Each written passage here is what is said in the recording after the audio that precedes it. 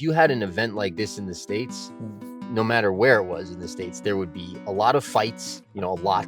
The police would be called multiple times. And we're talking massive crowds of people. It's different. You look at it, you're like, this can't work. This is going to be chaos. And it's not. It's just sort of everyone kind of self-regulates and works things out. And in some ways, there can be some expats that move here that will have very little interaction with locals. They'll just hang out with other expats.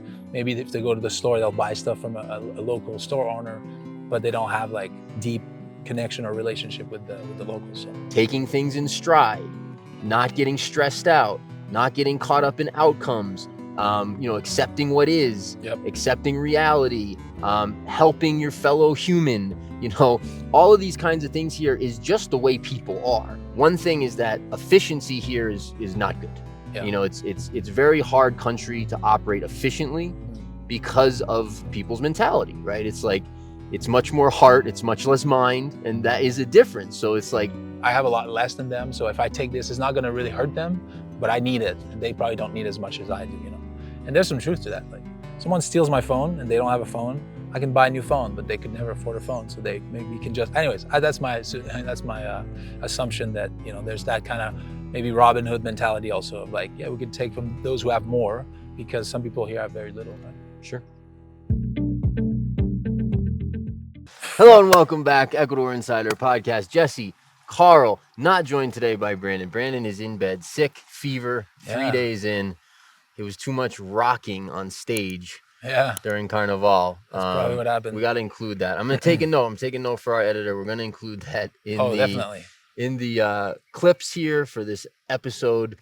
Somehow Brandon, we got to have him tell the story on the pod. So he'll tell the story next week. Somehow Brandon made it on the stage. I mean, just Brandon being Brandon, let's be honest.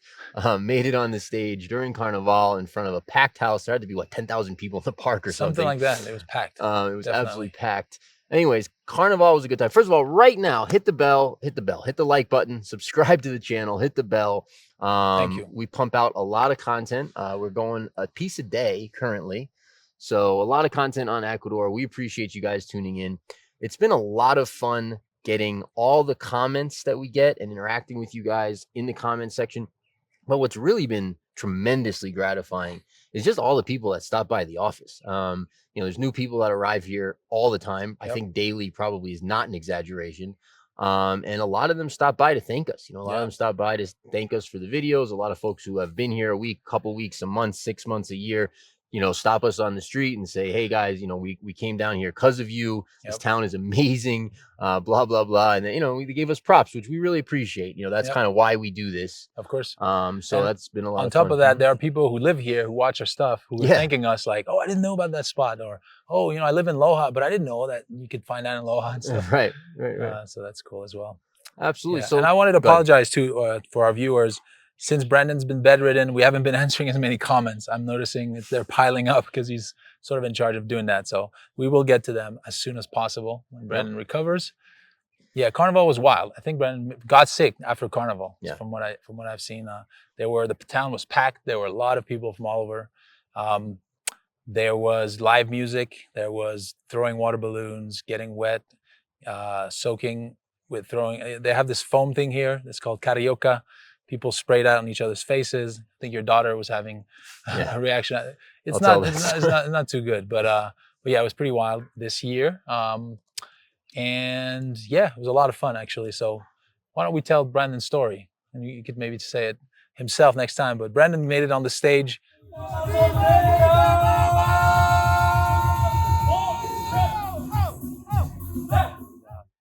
It looked like a blast. So, well, you organized a group of kids, that's right, which I didn't make it to. I was home with my 2-year-old, about to be 3-year-old, who had hurt his leg and was not mobile, but it looked like a good time. It had to be 20, 30 kids. At least. My daughter was there. Brandon's daughter was there. Your kids were there. I assume Quinn was probably there as well. Yes. Brandon's son. Yeah, we'll put a photo right now. And it was really truly fun. We got all those kids, I think at least 30, probably maybe 40 kids.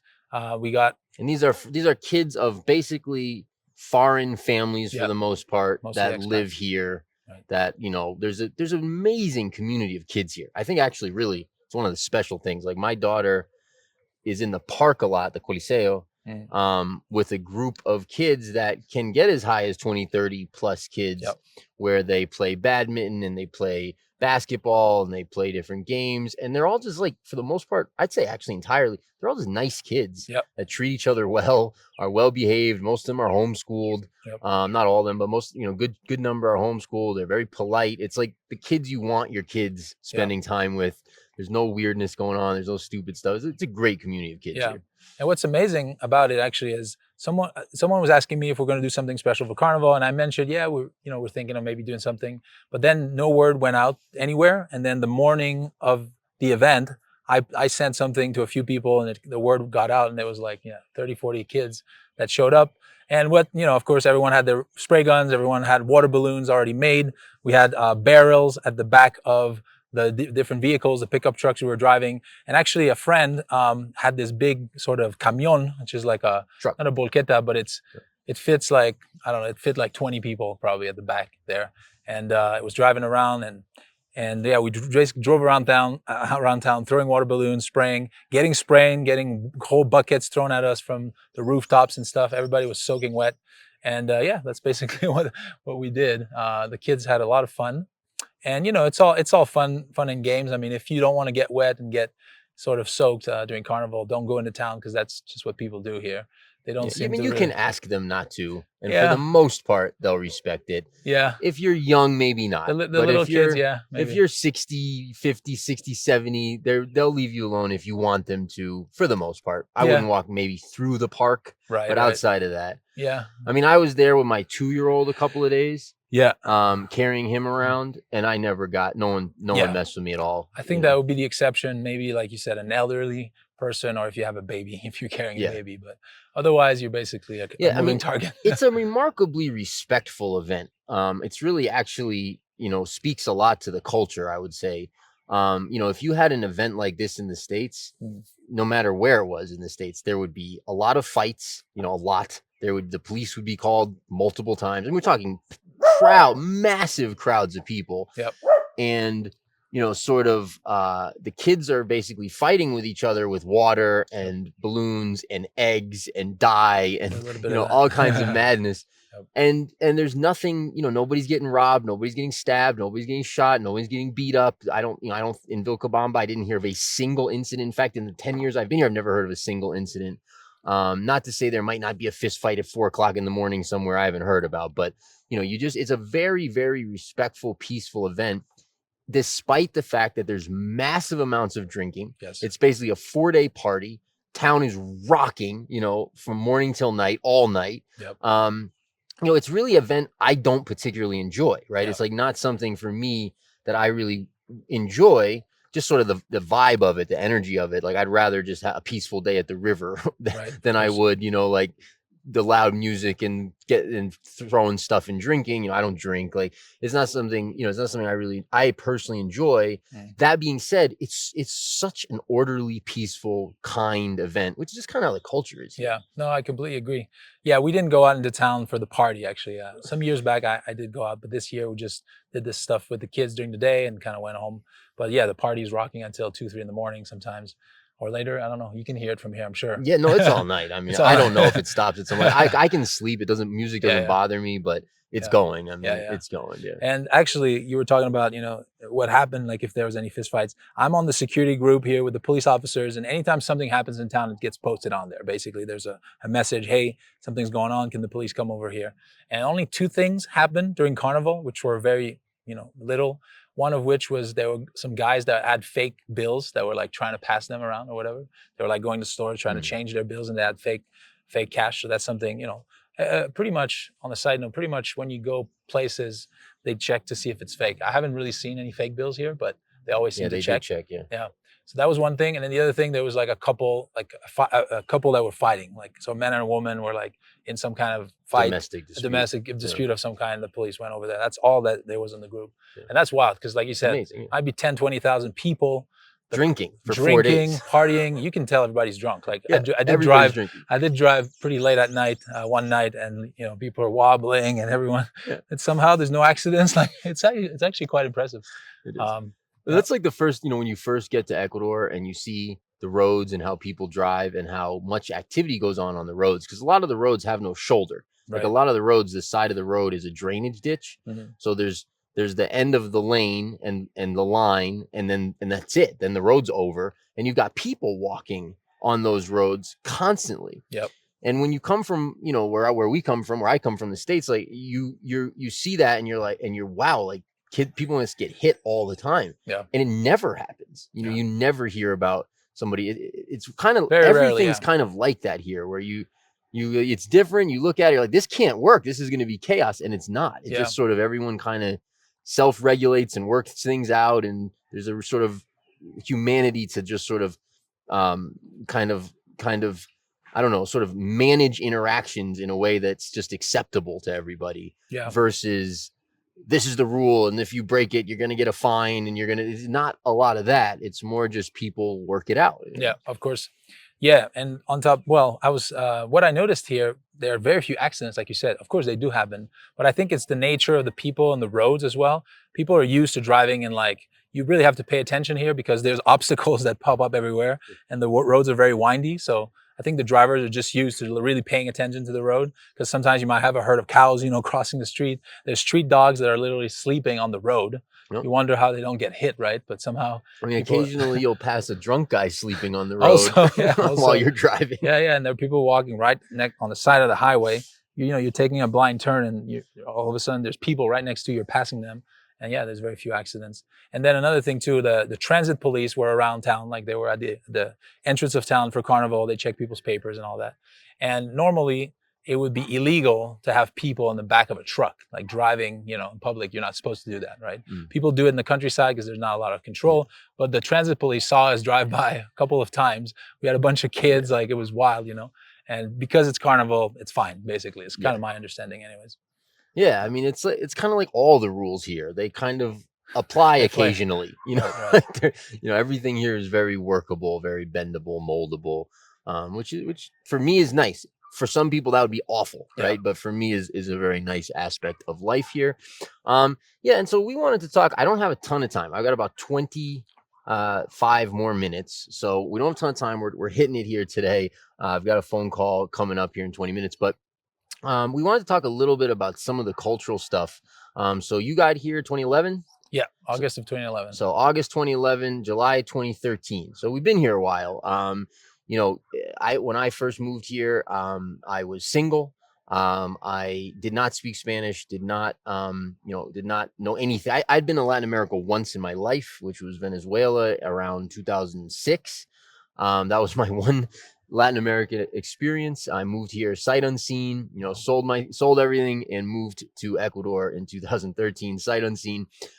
Best decision of my life. But there was, there's a learning curve, especially the way I did it, which was, jump right into the fire. So I moved here for just a few months, then moved to Loja, opened a business, and was fully entrenched in Ecuadorian society, and trying to make a life here, run a business, buying land. I was in it, right, and not speaking the language, and so that accelerated, my learning curve. And then over the course of the next, 10 and a half years that I've been here now, it's been, an amazing journey of figuring this place out and learning how to operate and how to get things done, and a lot of trial and error. Things have changed over the years too. Like there's differences between how things worked then versus how they work now. I say all that just to say, like, we're speaking from experience. So, Sure. You can speak to your experience if you want to, but you've been here even longer than I have. You're one of the best Spanish, non-native Spanish speakers I've ever met. Like your Spanish is A+, mine is maybe A-, like, or B+, like mine's good, but yours is like almost native. Which the Spanish, you kind of have to be fluent in Spanish. And we're both fluent, but you kind of have to be fluent in Spanish to understand this place at a certain level. Yeah. There's just a cap. If you don't speak Spanish like really well, like well enough to have any conversation with anybody, there's going to be things that confuse you till the day you die, like things you just don't understand. Yeah, or you might just misunderstand something, or have an assumption that something means something. But yeah, when you speak to the people that live here, that are from here, you can ask them those questions, right? Like, why do you guys do this? Or what does this represent? Like, I'm very curious. I like to ask people questions Yeah, you like, do. Yeah. what is this celebration about? Like, what are you guys celebrating? Sometimes they don't really know. They're like, yeah, we've always done this, we don't know what it represents, but we do it, like the Day of the Dead or some, stuff like that. Yeah. But anyways, yeah. So I say that kind of just to give us credibility, Sure. right? Like these are just opinions. We're just going to share our experiences and Right. opinions. Other people are going to have different experiences and different opinions. But my point is just we've been here a long time and we've really actually been through the sort of the warfare, understanding Ecuadorian culture and life here and how to operate here and all that stuff. So Yeah. Yeah, and just Mhm. to add to that, Yeah, you've married an Ecuadorian, yes, so you've been like married into the culture, with hmm family values and all that. And then, we work with mostly Ecuadorian employees as well, so hmm we're interacting, well, just with our neighbors and everybody else as well, but we're constantly interacting with Ecuadorians, which in some ways there can be some expats that move here that will have very little interaction with right, locals. They'll right. just hang out with other expats.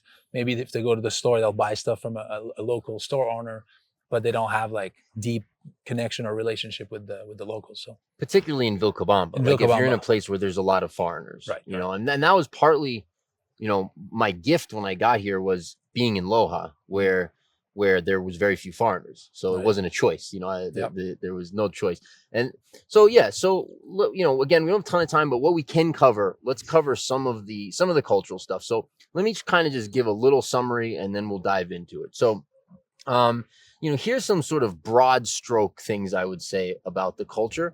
And this is probably true for other places in Latin America, although I haven't done a ton of traveling. I haven't even been to Colombia, which is borders us. I have been to Peru, although only to the beach in the the far north, north. So it's not a country I know well at all. But for Ecuador, so I would say some of the biggest differences between the culture back home and the culture here is the culture here just seems to be much more human, right? Another way to describe that would be like heart based, I would argue, versus mind, right? It's mm, like it's sort of like that mind versus heart kind of thing. sure, But what I find here is that there's some lessons that have I'm learning, still learning, mm, right, from the people here yeah, that are kind of high spiritual lessons almost, right? It's like taking things in stride, not getting stressed out, not getting caught up in outcomes, accepting what is, yep, accepting reality,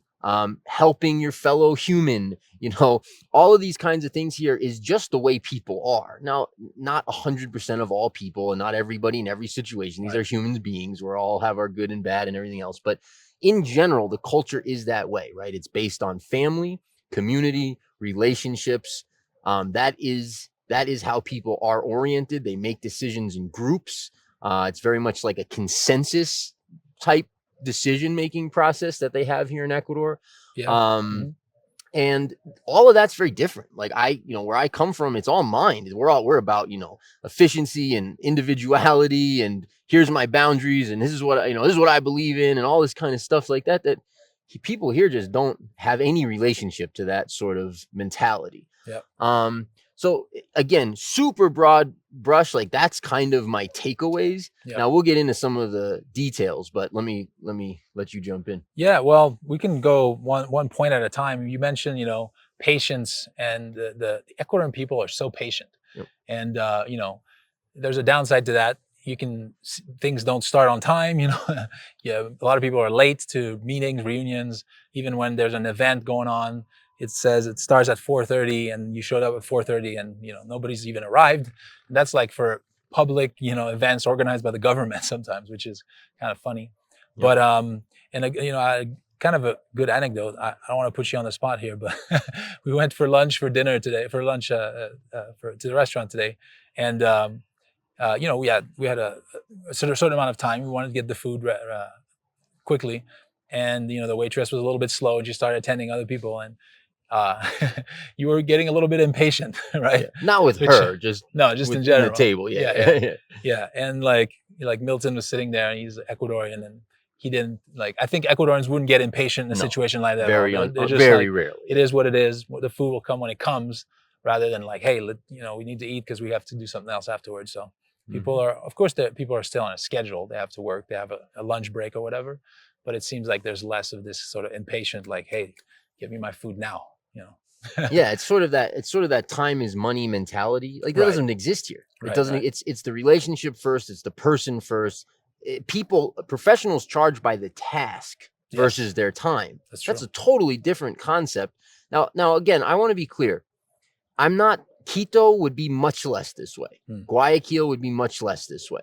We're not, we're talking about basically rural Ecuador. We're talking about Southern Ecuador. We're talking about the Loja Vilcabamba region. Mm. That's where we live. That's where we've been the whole time we've lived here. Um, we have certainly spent a lot of time in other places, but lawyers in Loja still don't charge by the hour. Yep. In Quito, they do, right? Not all, maybe not, probably not all lawyers in Quito, but ones who can are charging by the hour in Quito.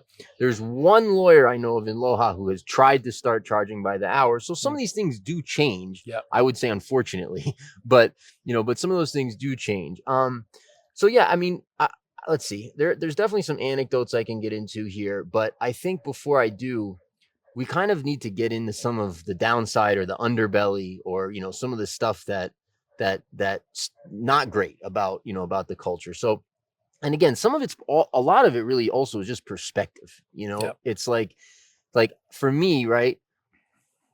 One of the banes of my existence living in the States, living in New York, doing business in New York was um, having to be on time. Sure. It drove me crazy. Like it's hard for me to be on time. Like I have to really put effort to make sure. So I was always stressed and rushing to make sure I'm not late at all. Because if you're a couple minutes late, even people are frustrated. If you're 5 minutes late, it's kind of like if you're 10 minutes late, they're not there anymore. Right.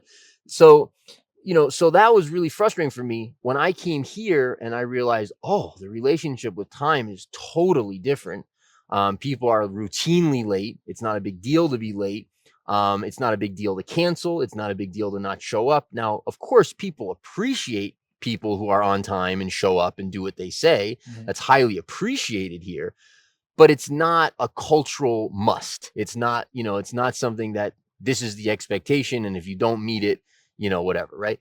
So for some people, that could be a huge frustration, Of right? course. For people who really like to run their life by the clock Yeah. and have a very orderly existence and, always be on time and always expect if someone says they're going to, that could drive you crazy. For me, I love it, right? For me, it gave me the freedom. I can be 5 minutes late. I can be 10 minutes late. I can be 15 minutes late. I can make a change in plans. I can text someone, hey, I'm running a little late. I'll see you soon. Yep. And that's totally fine. In fact, people appreciate just that you let them know. Oh yeah, of course. Yeah. Yep. So that, a lot of these things are perspective, but I would say there is some things that are sort of an underbelly, right? One thing is that efficiency here is not good. Yeah. It's very hard country to operate efficiently Mm. because of people's mentality, right? It's like it's much more heart, it's much less mind, and that is a difference. So it's like the US sort of European, Western, Asian as well, sort of efficiency mentality of Yep. We make lists and we check them and we plan ahead and we review and we get it done. And if we didn't get it done, we figure out why and all this. Like that's not going on here, right? Yeah. This is a place where something that should take a week could take a month. It's a place where something that should be simple isn't necessarily. Mm. And I think that can be frustrating no matter what your perspective. Yeah. So there's that, and then there's there's kind of some of the some of this again is perspective, but there's a different communication style. Mhm. Like it's much less direct, the communication. It's Sure. it's much more innuendo and tone of voice and body language and figuring out what the person means. Right. People will very rarely give you say anything negative. People will not give you constructive criticism. People will not That's give true. you negative feedback of any kind. People will not, if it's Yeah. going to be an uncomfortable conversation, they're more likely to just not have it. Right. They're more likely to just, you don't hear from them anymore instead of sitting down with you and having an uncomfortable conversation. It's much less direct in that way. Yep. So that takes a while to get used to, right? That takes a while to figure out what people mean and how they're, how they're saying it is so important, and the way that, so, again, that can be perspective. I actually really appreciate the way people communicate here. Mm. That being said, there's some frustrations, I've noticed with, I've had a lot of people work for me over the years at different businesses, and nobody will clarify. Like no one will, if someone doesn't know, like if you say, hey, I, do this and do it this way, and here's what I need, and they'll just do the best they can with the information they have. They'll never come back to you and be like, hey, I don't understand this. Right. Can you help me with this? I don't understand. You asked me for this. I got to this point. Now I don't know what to do. Can you help me? They just won't do that. And it doesn't matter really how many times you're like, please, just if you don't understand, just ask. They won't do that, right? Interesting. So there's a lot of stuff like that. Things like petty theft are more common in Sure. general in the culture. It's almost, not super shunned if someone sees a rake and takes it. Not that it I wouldn't happens say all the that time. it's not But, shunned, but yeah, it just tends to happen more often. And I think really it has to do with like them seeing someone that has more and them thinking, oh, they have I have a lot less than them, so if I take this, it's not going to really hurt them, but I need it, and they probably don't need as much as I do. And there's some truth to that. Like someone steals my phone and they don't have a phone, I can buy a new phone, but they could never afford a phone, so they maybe can just. Anyways, that's my assumption that there's that kind of maybe Robin Hood mentality also of like, yeah, we could take from those who have more because some people here have very little, right? Sure. So yeah, I mean, so I don't know, what are for you some of the good, bad, whatever, wherever you want to take it? Yeah. Well, I made a little list here because I knew we were going to Nice. talk about this. These are some things that are different for sure. That most of those I appreciate actually very much so. And this is we're talking about this region a little more so. And actually, on that note, like you mentioned, Quito, Guayaquil, the big cities, the timing thing might be completely different there. People might be much more likely. There's even an expression in Ecuador, la hora lojana, and it means Lojanos are late, right? Like it's like and Vilcabamba is in the countryside of Loja, so it's even more likely for people to be late here, I think. But yeah, so the first thing I had here, I think this is all of Ecuador, but definitely here is very prevalent. People are extremely polite, just in general, like the politeness level. And I don't know, in the States, there might be some areas that are more like that than others. But yeah, everybody here says buenos dias, buenas tardes. If you're like close to noon, or maybe you're like an hour in the afternoon, or you don't know if it's like dias or tardes, people just say buenas, right? Buenas. If it's like, that seems to be more like around lunchtime or something, when you're like not yet buenas tardes and you're not buenos dias anymore. So that's one thing. People shake hands. Men shake hands, look into each other's eyes. Sometimes there's a little Ecuadorian pat on the back. And then women, there's one kiss on the left cheek, is it? Let's see. Yes. Their right cheek. Wait, no, sorry. No, yeah, wait, we go. I think you go left. I'm like having a dyslexic moment. On their right so cheek, yeah. But that's very common here, and that might be unusual for some people, but that's kind of the way people greet themselves here. Is French Canadian? Are French Canadians do that? Because they do in France, I think, right? Yeah, so some people do in France. Yeah, sometimes it's like three, but not in Canada, not French speaking Canada. Yeah, sometimes people do it, but it's not. I don't think it's as common. I don't think it's like a kind of a mandatory thing necessarily, but yeah, maybe more so. Another thing that I find interesting is when people come into a house or onto a property, or people come into the office, they always say permiso, which is kind of unusual. Like, con permiso, yeah. Permiso, like, do you allow me to come in? Basically, it's just and I don't really do that. Actually, never. Do you do that? Do you say permiso? No. But no, everybody, I mean, I say like buenas tardes if it's the afternoon or whatever. Like I announce myself politely, but no, I don't. They would always say permiso, like you allow me to come in. So I thought that's interesting as well. I noticed that. Another beautiful thing, I think, and that's also something that I've gotten used to doing more so, but at first I wasn't doing it automatically, is that anytime you're in a group setting and you have something to eat or to drink, you offer it to other people and share. Ecuadorians, even if they have very little, but you go to the store, you buy a bag of chips, Fernando or somebody's with me in the car.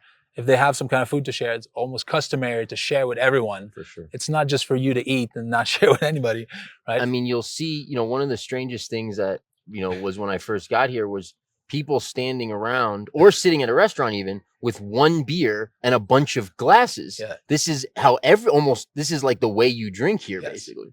Yes, exactly. And sometimes just a little plastic cup and someone's, pouring.